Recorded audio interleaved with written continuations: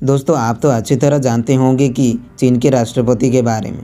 ये ऐसी नेता है जो चीन के दूसरे देश से रिश्ते खराब करने में लगा है।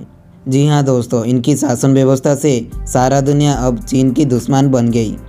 दोस्तों अगर हम गौर से देखेंगे कि चीन की अपनी देश की कुछ ऐसे नेता है जो जिनपिंग के खुलेआम विरोध कर रहे हैं। जी हाँ दोस्तों, आज हम इस वीडियो में देखेंगे कि आखिर कौन जिनपिंग को माफिया बॉस कहा और ये क्यों कहा। नमस्कार दोस्तों, मैं हूँ हरि और आप सबको हमारा चैनल टॉक टॉपिक में स्वागत है। दोस्तों कभी चीन में सत्तारूढ़ कम्युनिस्ट पार्टी की प्रभावशाली नेता रही काई शिया अब राष्ट्रपति शी जिनपिंग के घोर आलोचक हो गई हैं। बीते जून महीने में उनका एक ऑडियो वायरल हुआ जिसमें वह राष्ट्रपति को माफिया बॉस कहती हुई सुनाई दे रही हैं। दोस्तों इस वीडियो के सामने आने के बाद उन्हें पार्टी से निकल दिया गया।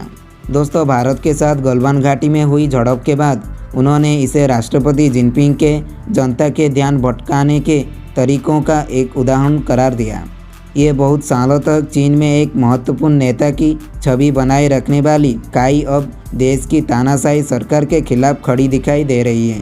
हाल ही में गार्जियन अखबार को दिए गए एक साक्षात्कार में उन्होंने चीन के कम्युनिस्ट पार्टी को राजनीतिक दायित्व और राष्ट्रपति शी जिनपिंग को देश की छवि खराब करने वाला बताया। दोस्तों आपके मन में सवाल आ रही होगी कि आखिर कौन है ये काई। दोस्तों काई के पिता ने माओ से तुंग के लाल क्रांति में हिस्सा लिया था। काई कम्युनिस्ट पार्टी के द्वारा संचालित सेंट्रल पार्टी स्कूल की सेवानिवृत्ति प्रोफेसर हैं। इस स्कूल में वे विद्यार्थियों को लोकतांत्रिक राजनीति के विषय में पढ़ाती थी। इस स्कूल में चीन के भावी नेता और नौकरशाह शिक्षा ग्रहण करते हैं। इस स्कूल का नेतृत्व किसी समय देश के संस्थापक माओ से तुंग ने किया था। दोस्तों अब इसका नेतृत्व स्वयं शी जिनपिंग करते हैं। ताइवान न्यूज़ के एक रिपोर्ट के मुताबिक काई ने कहा कि 2011 में एक टिप्पणी के बाद उन पर हमला हुआ और उन्हें पार्टी की ओर से चेतावनी भी दी गई।